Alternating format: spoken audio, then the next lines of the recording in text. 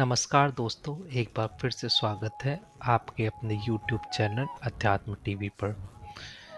आज के वीडियो में हम बात करेंगे पुत्रदा एकादशी व्रत कथा के बारे में। दोस्तों, यह एकादशी सावन की तीसरी एकादशी होती है। तो चलिए आज का वीडियो शुरू करते हैं। द्वापर युग में एक बार महाराज युधिष्ठिर ने श्री कृष्ण से पूछा, केशव, कृपा करके यह बताइए, पुत्रदा एकादशी की क्या विधि है और उस दिन किस देवता की पूजा होती है। तब भगवान श्री कृष्ण बोले, हे धर्मराज, आपका प्रश्न बहुत ही उत्तम है। यह सभी पापों को हरने वाली है। इसमें समस्त मनोकामनाएं तथा सिद्धियों के दाता नारायण भगवान की पूजा होती है।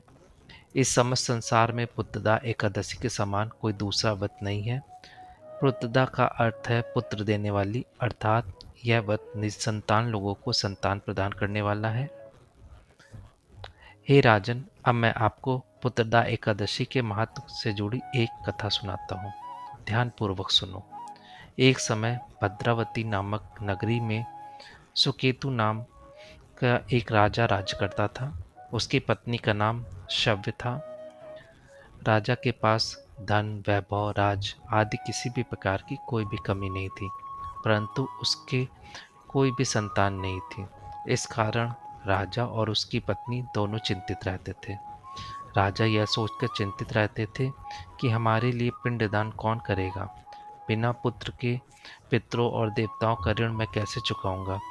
अवश्य मैंने पिछले जन्म में कोई बुरे कर्म किए होंगे, इसलिए मुझे कोई पुत्र नहीं है। राजा को इस प्रकार चिंता में डूबा देख रानी शव भी हर समय चिंतित रहती थी।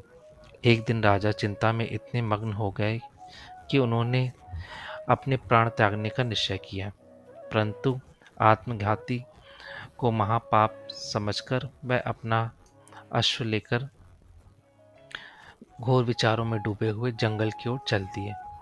वहां अनेकों प्रकार के पक्षियों और पेड़ पौधों को देखते हुए राजा आगे चलते जा रहे थे। वन में राजा ने हाथी को अपनी मादा और बच्चों के साथ घूमते हुए देखा। हिरण को भी अपनी मादा और बच्चों के साथ देखा।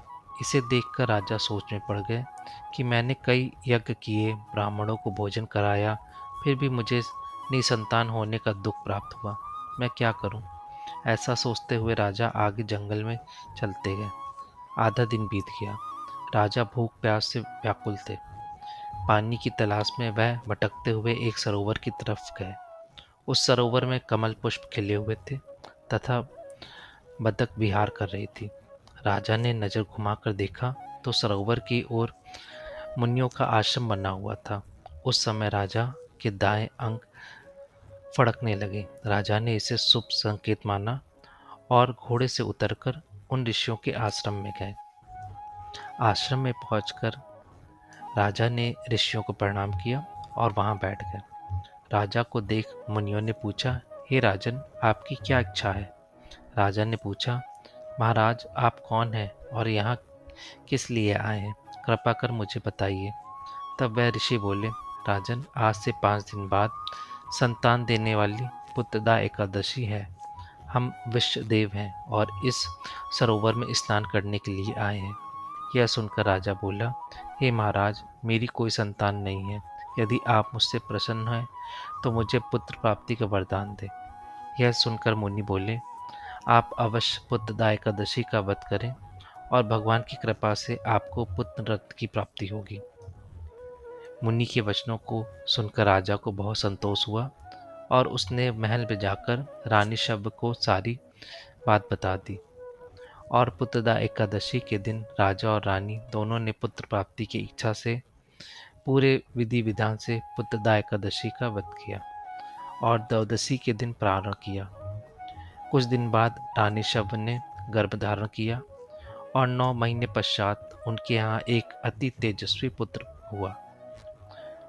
वह राजकुमार अत्यंत सुंदर, यशस्वी तथा राजा का पालन और प्रजा की देखभाल करने वाला और भगवान श्री कृष्ण का एक भक्त बना।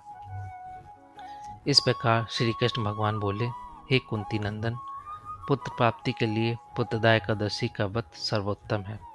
जो मनुष्य पुत्रदा एकादशी के महत्व को पढ़ते या सुनाते हैं, वह सांसारिक सुखों को भोगकर अंततः स्वर्गलोक को प्राप्त करते हैं। पुत्रदा एकादशी का व्रत करने वाले व्यक्ति को सुबह जल्दी उठकर स्नान आदि से निवृत्त होकर संतान प्राप्ति के लिए पति पत्नी दोनों को स्नान के पश्चात पूरे विधि विधान से श्री हरि नारायण की पूजा करनी चाहिए। इसके साथ पुत्रदा एकादशी की कथा सुननी चाहिए और आरती करनी चाहिए। हे भगवान नारायण, इस कथा को सुनते, कहते और हुंकार भरते सब पर कृपा करिए, सबकी मनोकामना पूरी करिए। जय श्री नारायण। तो दोस्तों, ये थी पुत्रदा एकादशी की व्रत कथा। यदि आज आपको वीडियो अच्छा लगा हो तो प्लीज़ वीडियो को लाइक, शेयर और सब्सक्राइब करें।